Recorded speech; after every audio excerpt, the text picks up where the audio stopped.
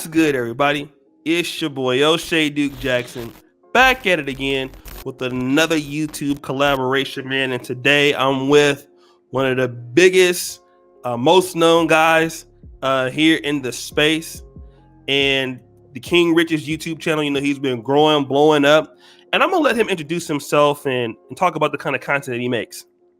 All right, what's going on, everyone? My name's King Richez. I just want to say thanks to O'Shea. Yeah, he's a big inspiration to me. Someone that's given me a lot of advice on YouTube as well. And I just want to say my channel's out there. You can obviously go find me, King Richez, on YouTube. And I talk about a lot of things. I do a call-in show with women. I talk about dating issues, racial issues, about a lot of things, innit? Like, you know what I mean? And I'm a guy that obviously was born and raised in London, England. I did a brief stint playing college football in America. And yeah, that's about it, man. The rest is history. Anything else you want to find out, come to my channel, King Richez, and you'll see for yourself. All right, and he's getting a lot of views now. You know what I'm saying? He's growing. He's been doing pretty good the last year. It's been about a breakout year for the brother. But you know, the thing about you, and shout out to brother Olu, brother Falcon Black. You know, I noticed from you guys, because you're both in the United Kingdom, a lot of times as black men, we forget that the United Kingdom has black people. Obviously, we know about Lennox Lewis and stuff like that. But we also forget, when we think about England, we think about people who are like really courteous and have, like, you know, very pristine qualities. And we think that maybe people in the UK don't have the same problems that the African-American men are complaining about. But when I listen to your channel and Falcon Black's channel, I'm finding out that we have a lot more in common than what we think. Why do you think that people don't think that the UK black men are having not the same issues that we do? I just feel like black American media is kind of more pushed out there. And like, obviously in my time when I was playing football in the States, you know, I didn't really get to see much media from back home. You know what I mean? And like, I'm not saying it like it's a bad thing or you lot should show British TV or British subjects, but you know, you just don't get to see what's going on our side of things, which, you know, I feel is like a shame, because we are kind of facing a lot of the same obstacles, issues, problems, and you know, there's a lot of things we can relate on, like a hell of a lot of things we can relate on. Do you know what I mean? So I feel like in the UK, on the other side of things, we do get to see you lot's media. Like black American media is basically shown to everyone around the world. Do you know what I mean? But there are pockets like the UK, which is probably the most closest to black American culture, where we're basically we're not too distant cousins, like, do you know what I mean? Like, very similar, like that. And what I found out from like your content and some of the other brothers is that, you know, because people think that when black men in America are talking about their situations with black women and feminism, like we're the only guys that have this conversation. But what I found out is that the UK black men have the same exact issues. Can you explain some of those things that, you know, that you guys go through that we also go through when it comes to dating black women?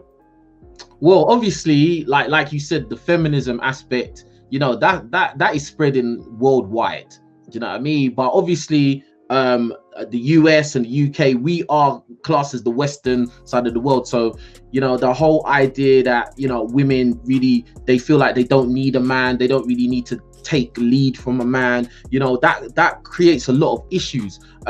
We have the problem of single mothers, you know, the high rate of single mothers and broken homes, dysfunctional homes, you know, boys and girls coming from them homes and going out into the world, being dysfunctional, getting into problems, crime, you know, promiscuous behavior, messing their lives up. You know, it's a common, you know, it's a common pattern. Do you know what I mean? Like, now, as I said, it doesn't get broadcast the same way as it does in black American culture. Like, you know, unfortunately, it's like you lot are the face of these things, but it 100% is over here, 100%. Like, a lot of people watching, if they was to take a trip over here, which obviously he's pretty hard right now. But Right. if you do come over here in the future and you go to the less tourist environments, Okay. you will see that we have hood areas, you have dangerous areas, you know, women pushing prams that are pregnant with no man, you know, people taking let's say just bad substances, you know. Yeah, we have all of that, like unemployment, poverty, all of that kind of stuff. And that's not to mention the racial side of things as well. And we'll talk about that. One of the things I learned from watching your channel is this one thing, is that also when it comes back to Black America, a lot of successful, hardworking African-American men, and you're a representative of that in the United Kingdom, that, you know, you're hardworking, you know, Black men in the UK, and a lot of brothers in America are saying that, you know, instead of wanting to date a man like myself or you, that, you know, and I'm just using you as an example, that African-American women are going towards the what we call the Pookie and the Ray Ray type of brothers. And I was like, well, that can't be the same in the UK. It can't be, because, you know, a lot of those people are coming from like Ghana, Nigeria, the Caribbean. So, you know, those families are a little bit less against it. But then I found out from you that it's the same thing. Why do you think that's happening? Why? You know, we face the same level of social engineering. That's what it is. You know, we are taught to look at ourselves and our Black identity a certain type of way, you know, and I feel like, you know, the problem of broken homes and not having like patriarchy, you know, having like solid male role models, you know, it all couples up into dysfunction. Do you know what I mean? And yeah, definitely we have the issue of a lot of, like, let's say Black women or Black girls, they are favoring, you know, the bad boys. Do you know what I mean? Like the Pookie Ray Rays, the bad boys, street dudes, you know, guys that are making fast money, guys that are, let's say, pretty boys, guys that they're not family orientated and they don't really care about the community. They just care about themselves, having fun, running through girls, and that's it. So let me also ask you, and let me kind of, you know, dial it back a little bit. When it comes to, you know, like Black men and also in the United Kingdom, you know, I know you said there's a lot of single mothers. Do you think that these women believe that they don't also need a man? They can do things on their own, even if they may come from family environments where there's 2-parent homes? Do you think that's also being taught there in the United Kingdom? Well, like we still have like the welfare system over here. Okay. Like if you're a girl and you fall pregnant, you will get a flat, you will get an apartment, you will get a house. Like, and the more kids you have, you get a bigger place. It's the same. This is what I'm saying. It's the same formula. Same thing. Do you know what I mean? Like, now I don't feel like it's a situation where the women are like, oh, I don't need a man, I can do it by myself. But I just feel like a lot of girls are just reckless. They go for the type of guys because in the media, these are the guys that are promoted to them, right? And then they end up feeling like, oh yeah, maybe I can change him or make him be committed to me or make him a better man, but he is what he is. Right. You know? And then they end up getting the baggage of becoming single mothers, and now they're just, that's it. That's their life, isn't it? You know? And then obviously, because they know that more than likely, if my family don't help me or the guy don't help me, I could just go to the government and put my name on a register and get a flat. That's it. That's a done deal. And then the cycle continues. Let me ask you, when it comes to one of the shows that we did when we had the Bruvcast, which I was, you know, we had it for a few months, and we had the, you know, brothers from the UK coming over. And I when I was in London, I was there for about a week. I noticed that, you know, in the small spots, I was in North London, so I saw quite a few of Black men that were with white women. It wasn't uncommon. And I know that in you know, in America, that if, you know, a Black man's really talented and he has a lot to offer, and he gets with a white woman, it's like very looked down upon, especially in the African American community. And you know this because you've been there. But is there a lot of hatred for Black men in the United Kingdom that date white women openly? I think in the United Kingdom, it's not that surprising now. Okay. Like, may have been before. Like, I feel like obviously a lot of black women will not like to see that. They will have a of it and even be vocal about it. But you got to understand, it probably wouldn't seem as important as it is over in the States, because obviously of the numbers. Do you know? Like we are only 3%. Like black people in the UK are only 3%. You know, of the whole population, whereas you lot are around 13, 14. So you know, that's a lot more voices. You know? But I feel like with the whole interracial dating thing in the UK, a lot of talented guys, we could say, you know, they may have not been the coolest guys. You know, they may not have been the bad boy archetype that a lot of the like prettier, more attractive black girls wanted. Now, I'm not trying to say all attractive black girls in the UK just want to, but we know through popular media that kind of dynamic is promoted. You know, and those kind of guys are the most seen to be the most sought after, and a lot of women follow whatever is seems to be popular, whatever is trending, whatever the media tells them to do. A lot of times they follow it. Do you know what I mean? So yeah. Let me ask you this, because you said that you have a smaller population. So maybe I'm guessing they do this, but if you have a smaller population and a black woman is like very attractive in the UK, and if she knows she's attractive, then does she kind of think too much highly of herself, like stuck up, and try to like act like she's all that because she knows that, hey, it's not too many black girls that look like me, so you know, I'll make it much harder. And in that, does that happen too for, you know, black women who are very attractive in the UK? They kind of think that they're too good for brothers. Yeah, I would say this, like, I think that it would be very hard for a really, really attractive black girl, like I'm talking about an 8 and above, to be humble. It would be very difficult, because in my opinion, those girls are gonna be in a minority. Like, because think about it, the average is the average because that's the most. Do you know what I mean? So the most black girls, we're just keeping it to black women, yeah? The majority of them are just going to be average to below average. Right. The average of them that are above 8 is going to be smaller, and then the population is small already. Right. So yeah, they're gonna feel like, you know, I am the ish.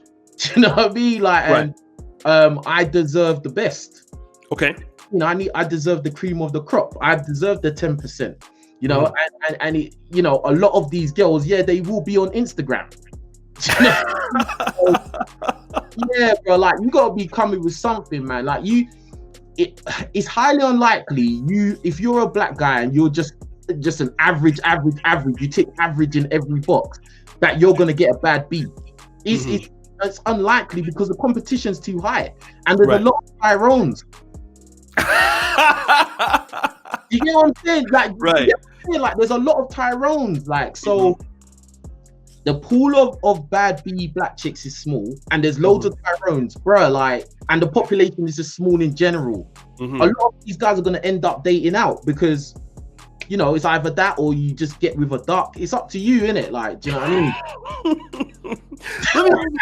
let me ask you this, because we're all aware, and we've all in our sector have reacted to Kevin Samuel's viral video, where you had a woman that we would consider to be average or below average, with these high expectations.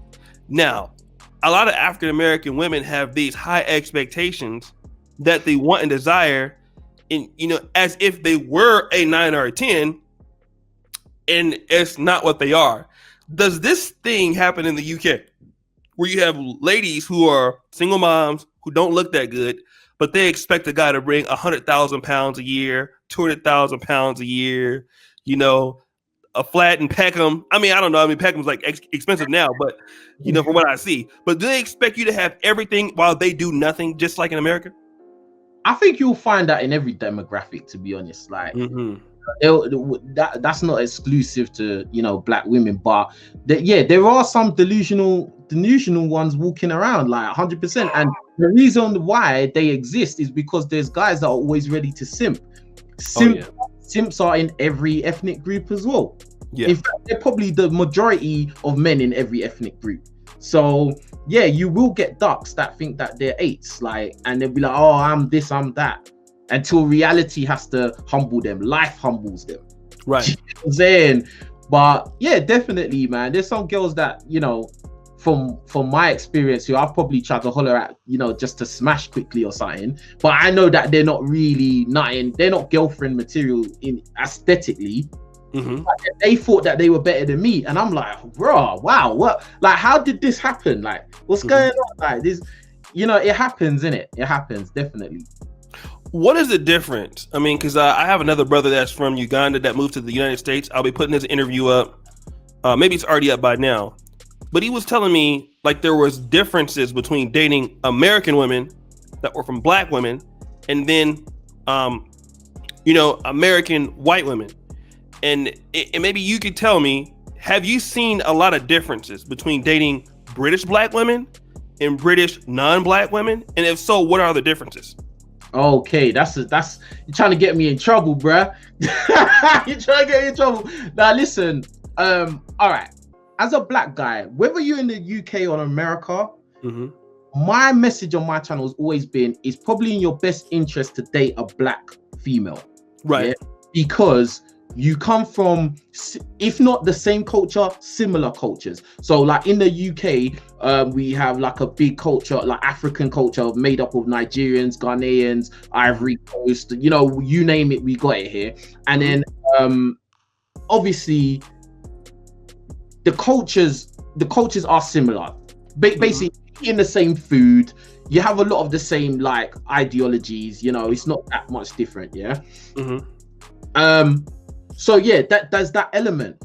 When you date outside your race, you are dating a different culture, a different way of thinking, different background, different moral compass.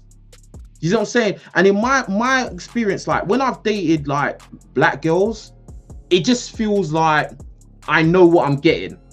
You know what I'm saying? I know what I'm getting. They're pretty much, they face the same struggle. Like the things you say to them, like your day-to-days, you know, interactions with people, they understand where you're coming from. You don't really need to explain anything, you know. Whereas when you date non-black girls in the UK, a lot of times they're just ignorant to, you know, the black experience. Do you know what I mean? They just they don't know. And I think that's the same in America. A lot of white American girls you're gonna date, they're just ignorant to the black experience, because why would they know? They live in their bubble. Do you know what I mean? But especially for the fact that they're a woman as well, who gets a lot of safeguards in society anyway, she's just not gonna understand. Like, do you know what I mean? So that level of ignorance that you get when you deal with British white girls, it can get a little bit tiresome after a while. Like you don't want to have to deal with explaining why you feel like your boss was racist to you, and she's just going to be like, oh, you just got a chip on your shoulder. You know what I'm saying? Like, it's now obviously I'm not trying to police guys or police black guys. You must stick within your race, but I think it's in the best interest of most black guys to probably date within your race, so you can kind of avoid all these kind of pitfalls, like, you know what I mean, obstacles. But that's just my opinion. And yes, I've dated white girls, you know, I've messed with like Asian, well, not East Asian, but South Asian, but predominantly most of my girlfriends have been black, and in America they were all black. All my girlfriends in America were black. Let me ask you, did you see a difference between the difference between the non-black women, like just in interactions, maybe in femininity or hospitality? Did you see a difference between your interactions with them and black women in the UK? Now this goes back to the whole social engineering again. Like I feel like black women in general, regardless of UK or US, because as I said earlier, the UK and the US is very similar, similar. Like we have been conditioned to believe that, you know, white people are better looking, they're better than us. The girls, now in terms of black females, America and USA, you got to understand, they've been taught from young that the white man is at the top and the black man is at the bottom, which socioeconomically as a collective we are, yeah. Mm-hmm. And it kind of installs this idea of like he has no control, he has no power, so why should I respect him? You know, a lot of these girls are coming from homes where they didn't have a dad, so they didn't have that father figure to look up to or feel protected by or provided for, so they usually take on that mindset of like, I don't need no man, or I don't need to listen to a man's opinion, you know. And so when we as guys, we start dating these women, you find a lot of conflict and pushback because she's grown up in this. And it's not necessarily these black women's fault. They've just been programmed this way because, you know, we're living in non-black countries. UK, we're 3%, 3. And in America, you're 13%. Even though a lot of times it may look like there's loads of you because you live in black dense environments. Right. Across the whole nation, you're 13%. So it's tough. Like, and like obviously for us black boys or black men, we've been conditioned to look at black women as less attractive. You know, white women are more attractive. Every non-black woman is more attractive. They're more feminine. Their hair's better. Like every positive thing is like non-black women. That's how we programmed. It's not we naturally think that. That's why. This is the thing. This is why I feel like a lot of black women that get mad when a certain individual will come out and say, "Oh, I don't date black women." You shouldn't even worry about that, because some guys, that's just the way they've been brought up, or that's their experience, and that's the reason why they're like that. You should just forget about that. Do you know what I mean? A lot of us guys, we didn't choose to be programmed this way. Do you know what I mean? So that's just my take on it. But in terms of like dealing with white women, I feel like they have the luxury to act overly feminine. What do you mean by that? What I mean by that is that, okay, for instance, white women, yeah, let's just keep it simple to just white women, right? They are the standard of beauty across the whole world. Yeah. And what comes along with that comes along provision and protection. Do you get what I'm saying? Two things that notoriously black women don't usually just get automatically like that. You know what I'm saying? So what happens is a lot of these white girls, you know, they grow up in a bubble. I'm not saying every single white girl has had a silver spoon in her mouth and had an easy life. Obviously not. But I'm saying like a lot of the stresses or obstacles or insecurities that black women face, they haven't faced those. They're living in a white country which tells them every day they are the best. So they don't have to be masculine. A lot of them, they grew up with their dad, so they don't have to look at men as, oh, I don't need no man, and you know, this man can't protect me and he's not a leader. No, they come from a patriarchy. So in their society, the men are in charge, the men are the leaders, and those men deserve feminine women. Okay. I understand. That's why a lot of these, you know, a lot of brothers will be like, oh, these women are more feminine. Yeah, because they have the luxury to do it. They have the platform to do it. Now, I'm not caping for the bad behavior of black women, because I think it gets to a point where you know if you're doing bad things, you know if your behavior is bad, you know if it's counterproductive, you know if you having a bad attitude has kept you single, or you've been picking poorly and now your baby mama, that's because of you. You have to get to a point where you have to look in the mirror. But at the same time, we still need to understand that we're living in non-black countries whose systems, including the media, are basically kind of twisting our view of ourselves and twisting the potential for functional interactions and relationships. You know, that take was so good. I'm actually gonna respond to that answer on another video, because it was probably the best take I've heard all year on the issue. That was excellent. Very, very, very intelligent. I couldn't have said it better myself. That was a very well thought out. You really went someplace that I think a lot of people we can learn from that.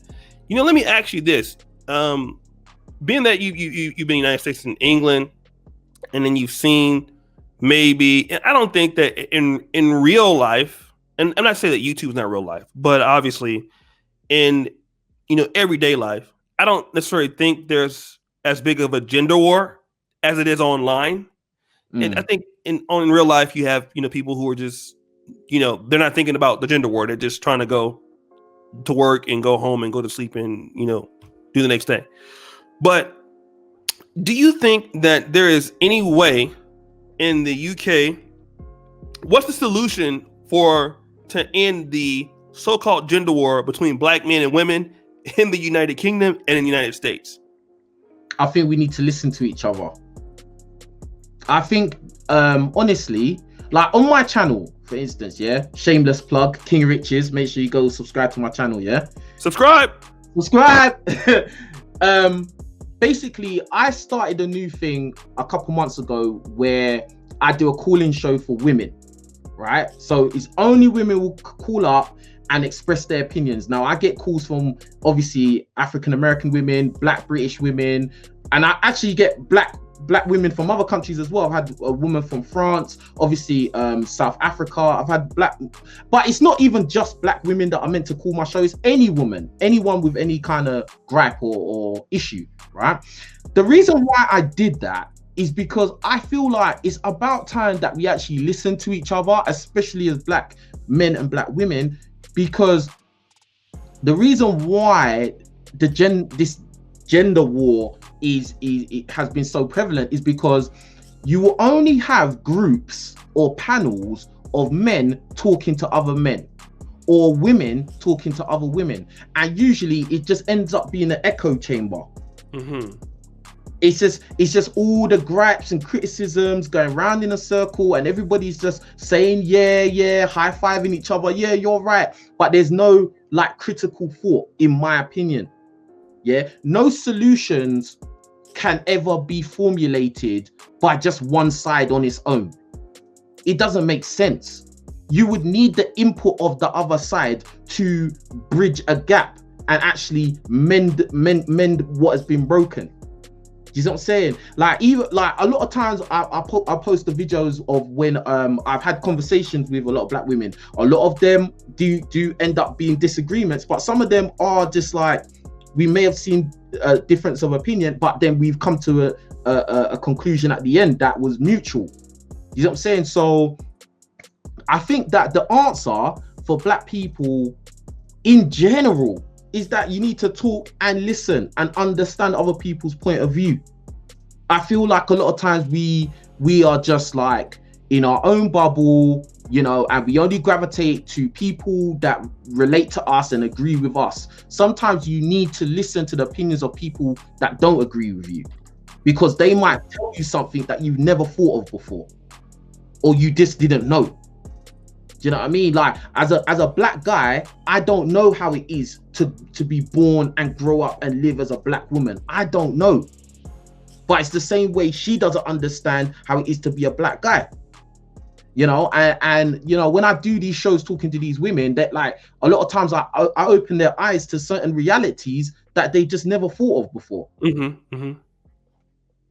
Yeah, no, and it's been getting a lot of traction, especially the call-in that you cut out and then you I've actually responded to one of them and did really good on my channel. So keep up the good work. Is for content. So let me ask you this: for guys who are going to come over to your channel and enjoy the content, what would you say to your new subscribers that will follow you over there from this interview? What kind of content should they be able to expect from the King Richez YouTube channel? No simping.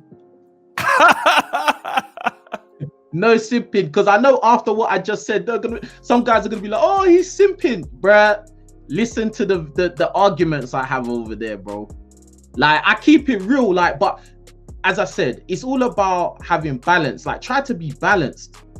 There's too many channels on YouTube which are just totally one-sided, and I don't think it's healthy, and it's not helping. It's not a solution. If you've got a problem with like, say, black guy, he has a problem with getting women or women picking guys over him, and then you go and talk to another guy who has the exact same problem, you both don't have a solution because you're in the same problem, bruv. Right. You don't know why that's happening. Do you know what I mean? Like, so yeah, so it's good to get a balance. Obviously, you come over to my channel, it's a different flavor for some people that probably don't know nothing about the UK or UK people, so that'll be good. Yeah, it's just entertaining, man. It's entertainment, but it's real at the same time.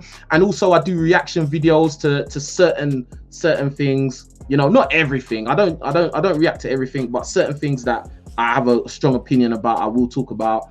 And yeah, that's about it, man. Like, I do my thing. All right, guys. So what you want to do is to go to the first comment pinned to the top. Check out the King Richez YouTube channel. Let them know that I sent you. Most of you guys already know who he is. We've been dealing in this space, and I want to thank him for coming over. As you know, we've been trying to do this for a while, but I was able to. Now I got to do Falcon Black, so I got to take care of the UK, right? So I want to. You know, me and Falcon was born in the same hospital. Really? Yeah. Okay. What hospital was that? King's College Hospital. Oh yeah. They have a really good medical school too, right? I believe. I don't know. Yeah. I think because Dr. Bob Ackland, who was a big time anatomist, he went to King's College School of Medicine. I used to watch his anatomy videos. Oh, so, wow.